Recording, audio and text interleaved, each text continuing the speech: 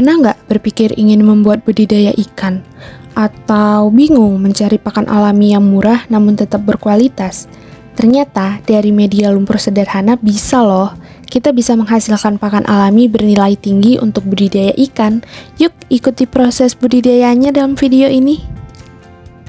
Terlihat hanya seperti lumpur biasa sih, namun di balik media sederhana ini, terdapat organisme kecil yang memiliki peran yang cukup besar dalam dunia budidaya ikan, kayak protein, mudah dibudidayakan, dan menjadi pakan favorit benih ikan. Inilah dia cacing sutra, pakan alami yang bernilai tinggi. Cacing sutra merupakan organisme kecil yang hidup di dasar perairan berlumpur dan kaya bahan organik. Dalam bidang aquaculture, cacing ini sering dimanfaatkan sebagai pakan alami karena memiliki kandungan protein yang cukup tinggi serta mudah dicerna oleh ikan. Selain itu, gerakan cacing yang aktif membuat benih ikan lebih tertarik untuk memakannya. Oleh karena itu, banyak pembudidaya memanfaatkan cacing sutra untuk membantu meningkatkan pertumbuhan dan kelangsungan hidup benih ikan.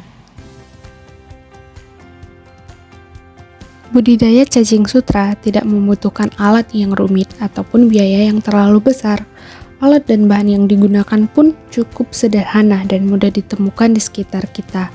Wadah budidaya digunakan sebagai tempat kultur cacing. Lumpur berfungsi sebagai media hidup utama, sedangkan untuk bahan organik sendiri seperti dedak digunakan sebagai sumber nutrisi bagi pertumbuhan cacing. Selain itu, aerator dan aliran air diperlukan untuk membantu menjaga kualitas air dan kestabilan oksigen dalam proses pemeliharaan. Berikut adalah alat dan bahan yang digunakan, yaitu ada pompa air, filter box, liter box, dan beberapa sambungan pipa. Liter box terlebih dahulu dilubangin agar air dapat mengalir dengan baik ke seluruh media budidaya. Setelah itu, bagian sambungan pipa direkatkan menggunakan lem agar tidak mudah lepas saat digunakan. Untuk bagian bawah filter box juga perlu disusun seperti ini agar aliran air dapat berjalan dengan optimal dan membantu menjaga kondisi media tetap stabil selama pemeliharaan.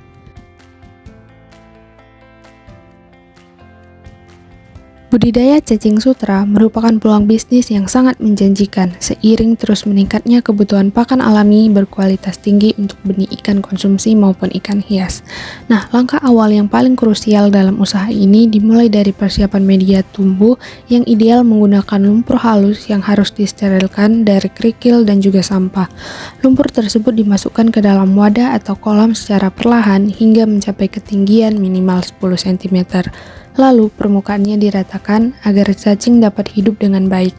Ketebalan dan keberatan lumpur ini sangat penting karena karakteristik cacing sutra yang hidup membenamkan kepalanya di dalam lumpur dan membiarkan ekornya melambai di permukaan untuk bernapas.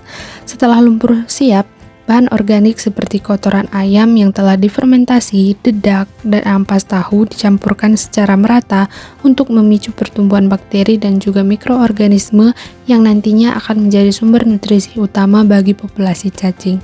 Setelah semua bahan organiknya tercampur semua dengan lumpur, seluruh media harus dialiri air bersih secara perlahan dengan debit kecil dan didiamkan selama minimal 3 hari. Masa tunggu ini merupakan fase fermentasi yang sangat penting untuk menguapkan gas-gas beracun seperti amonia yang dihasilkan oleh bahan organik, sehingga media benar-benar aman saat benih dimasukkan. Memasuki hari keempat, benih cacing sutra siap ditebar secara merata di atas permukaan lumpur, di mana proses penebaran ini sebaiknya dilakukan pada pagi atau sore hari saat suhu cenderung stabil, agar cacing tidak mengalami stres. Tahap pemeliharaan selanjutnya berfokus pada menjaga kualitas air agar kaya akan oksigen terlarut melalui sistem sirkulasi air yang mengalir secara kontinu namun arus yang sangat lembut agar cacing tidak hanyut. Selain itu, sebagai langkah antisipasi terhadap serangan hama dan penyakit, peternak perlu penambahan suplemen organik atau probiotik secara berkala guna menekan pertumbuhan bakteri jahat sekaligus menjaga imunitas tubuh cacing.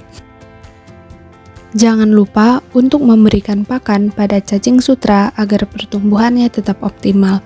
Namun, pemberian pakan sebaiknya dilakukan sekitar 1 minggu setelah bibit cacing ditebar. Nah, selama masa awal tersebut, cacing masih memperoleh nutrisi dari media budidaya yang telah disiapkan sebelumnya. Beberapa jenis pakan yang dapat digunakan antara lain yaitu ampas tahu karena mengandung protein kasar dan karbohidrat yang baik untuk mendukung pertumbuhan cacing sutra. Selain itu, terdapat juga pakan alternatif lain seperti telur dan tetes tebu yang dapat dimanfaatkan sebagai tambahan nutrisi selama masa pemeliharaan. Nah, dengan manajemen pemeliharaan yang konsisten, usaha ini memiliki potensi perputaran ekonomi yang cukup besar karena ketergantungan para pembenih ikan terhadap cacing sutra ini cukup tinggi. Sementara pasokan dari alam seringkali tidak menentu akibat faktor cuaca ataupun banjir. Kendati demikian, tingginya potensi keuntungan ini juga mendatangkan tantangan yang berupa persaingan yang cukup ketat dari kompetitor lain di pasar. Untuk memenangkan persaingan tersebut, seorang peternak tidak hanya dituntut untuk memiliki kualitas koneksi ataupun jaringan pemasaran yang kuat dengan komunitas pembudidaya ikan, tetapi juga harus mampu menjaga standar kualitas produknya. Nah, cacing sutra yang dihasilkan harus selalu dalam kondisi sehat, aktif, bergerak menggumpal, berwarna merah segar, dan yang paling penting adalah higienis atau bebas dari patogen berbahaya, sehingga memiliki nilai jual yang lebih unggul dibandingkan cacing hasil tangkapan alam. Sekian dari saya, terima kasih sudah menonton, bye-bye.